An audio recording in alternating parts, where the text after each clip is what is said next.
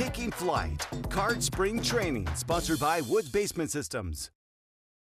We talk about opportunity. It's a cliche word of every spring training. How do you view your opportunity coming into this year? I kind of view it as open-ended.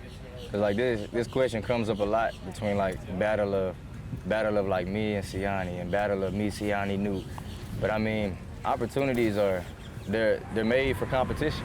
I mean, and I feel like that competition brings out the best in everybody. So kind of with that being said, it's an opportunity. I'm ready to seize my moment. So while you and Siani are competing, you guys are still really good friends. It seems like. Just what's that connection been like? Yeah, I mean, we feed off of one another. I mean, I feel like that's important when you talk about growth of a player, growth of a human. It's just being able to take something from someone else and they take from you and be able to present that on the field. I mean, everybody's not perfect out here, so if we can learn something from one another and continue to grow and develop our game, I feel like that's very critical when you talk about a friendship, when you talk about a competition as well. You talked about the swing changes, tweaks you kind of made, Ryan Ludwig, all that last year. Hitting line drives, hitting the ball on the ground. Just every day, how much you talking about that? Yeah, I mean, that's my game. My game is to get on first base, and be a hit collector. It's kind of like the term that me and Brownie started to use. It's just, hey, you collect hits, you get on first base, your speed disrupts a lot. So if we can get on first, get that ball out the air, I mean, we're gonna have success at the end of the day. Just because teams are now thinking about, okay, how do we got to strategize and game plan with him on first base and being able to steal a bag or steal the next one. That's essentially what I'm trying to do. I'm just trying to get in scoring position for those guys behind me so we can begin to drive in more runs. That's pretty essential when you talk about winning games.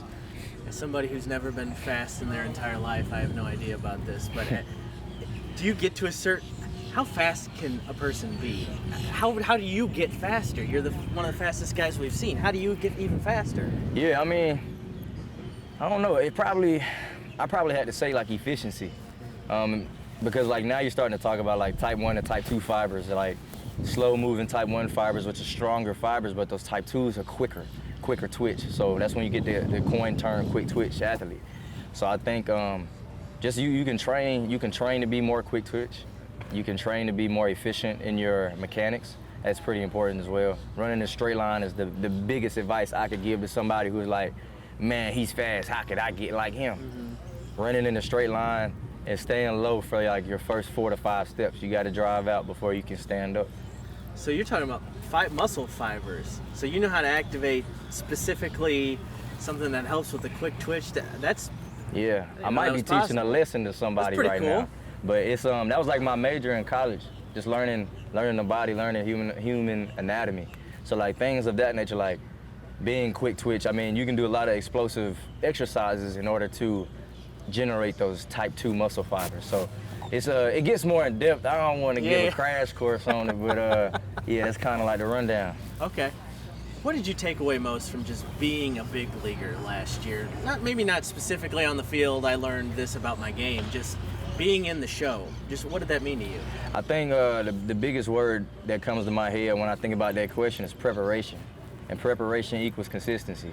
Like when you begin to tell yourself like, okay, I'm a big leaguer, I've made it now, but what does it take to stay? In my head, it takes that preparation. So like that could be on all aspects of the game, whether you're studying the game, which is a lot of what I did this offseason, whether you're preparing for the outfield, drills, in the cages, learning about your swing, preparing your body for war. It's not war, I understand that, but preparing your body for that mindset so you can have that innate focus when you do get out there.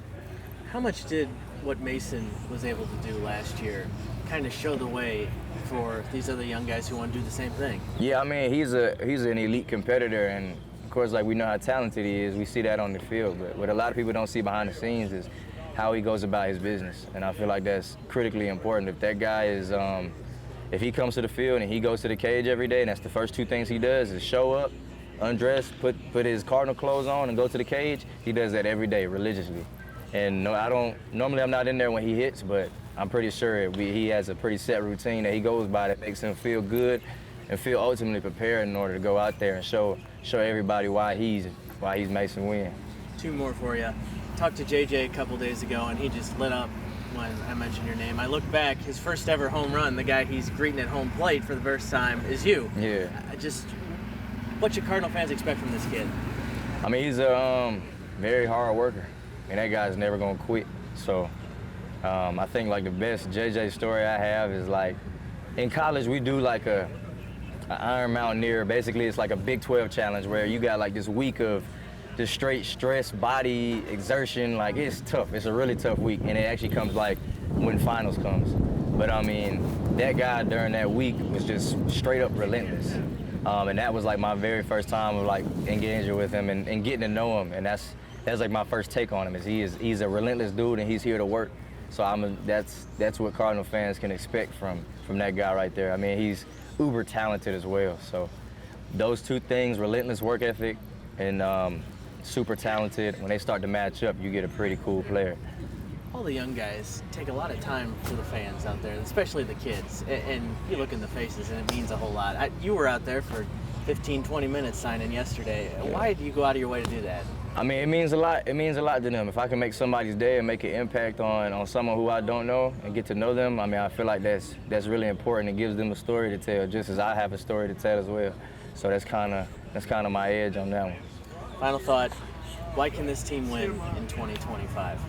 They're I keep saying this term, but I had stuttered when I first said this term, and I said the word youngry, and I meant to say youthful and hungry, but I said youngry, and then everybody was like, oh, we gotta run with it, and I'm like, hey, but I mean, that's kind of what this group is. I mean, it's not a clubhouse full of all veterans. Of course, we have veterans, Sonny, Wilson, Nato. We have those veterans to lean on, but at the end of the day, the majority of the group is a bunch of young guys. So with that being said, that youthful, that hungriness that we have can be really effective when you get out there on that diamond.